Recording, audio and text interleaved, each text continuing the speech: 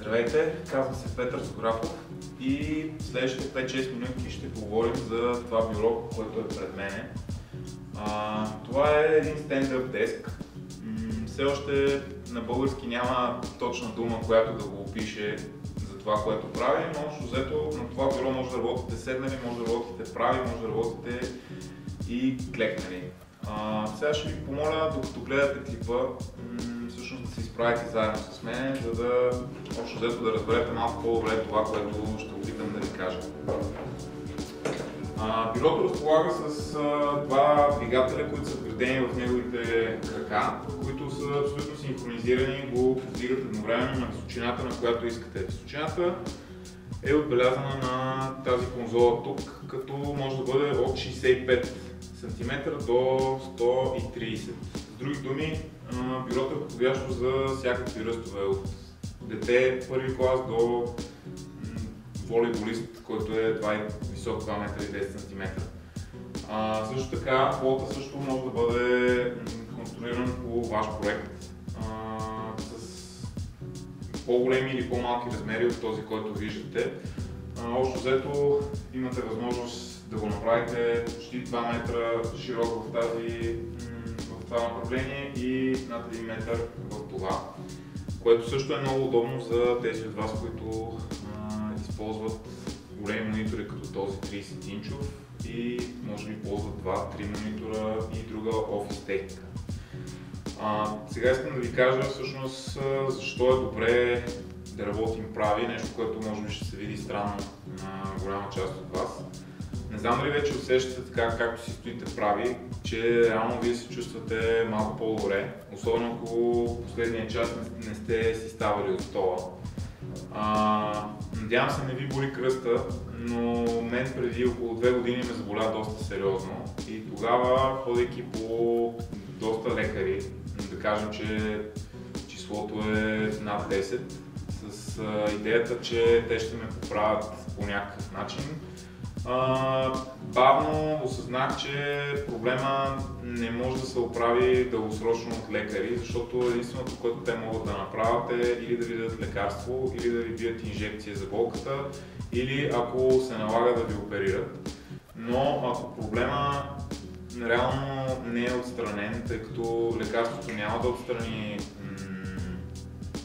да отстрани проблема, а само болката, то неминуемо в бъдеще отново ще имате проблеми. При мен проблема се оказа ежедневието и по-скоро работата ми. Работата ми, която беше свързана общо взето с около 10 часа ежедневно седене на стол пред монитор и компютър. Нещо, което сигурен съм доста от вас правят или възнамеряват да правят, като едни бъдещи програмисти, брокери на валутни пазари и прочее професии, свързани с работата пред монитор.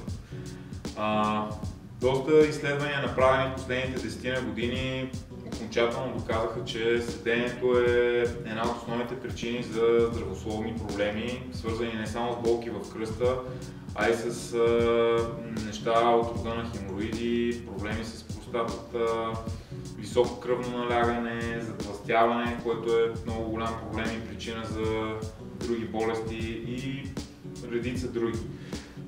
Най-бруталните проучвания дори стигат до там, че определят колко години вие губите буквално от живота си, в зависимост от това колко часа средно на ден стоите седнал. Тези проучвания, или поне малка част от тях, ще бъдат преведени скоро на нашия сайт healthy10.eu и ще имате възможност да се запознаете в детайли с информацията. Общо взето, друга грешка, която много хора допускат, особено млади хора, е да си мислят, че след 10 часов работен ден, в който не са се мръднали от стола си, отивайки на фитнес за 1 час, едва ли не ще успеят да върнат баланса в тялото си и да се чувстват добре. Това не е точно така всъщност, защото представете си да утолявате глада си 3 пъти седмично, като на тези 3 яденета приемате всички калории, които тялото ви има нужда за цялата седмица. Сами се сещате, че това е невъзможно. Движението на тялото е физиологична нужда и трябва постоянно да се движим. Това бюро е точно за да направи всичко възможно вие да се движите, докато работите. Предимствата на това бюро пред механичните бюра е според мен много голямо, тъй като тук можем да запаметим на контролера 4 позиции, които са ни любими. Тоест една за седене на този стол, една за стоене прав. Ако някой предпочита да е клекнал, както знаем, клекналата позиция на тялото е естествена позиция и дори е много удобна за почивка, може да си запамети една позиция за клек и също така може да си купите и възглавничка, на която да коленичите. Това също е една удобна позиция, в която може да се работи. Хубавото общо взето е, че в момента, в който станем прави, тялото ни започва дори без да искаме да се движи. То просто е естествено, в естествената си среда. По този начин горим повече калории, общо взето помага раздвижване се кръвообращението и помага дори за мисловната и мозъчната ни дейност. Това е.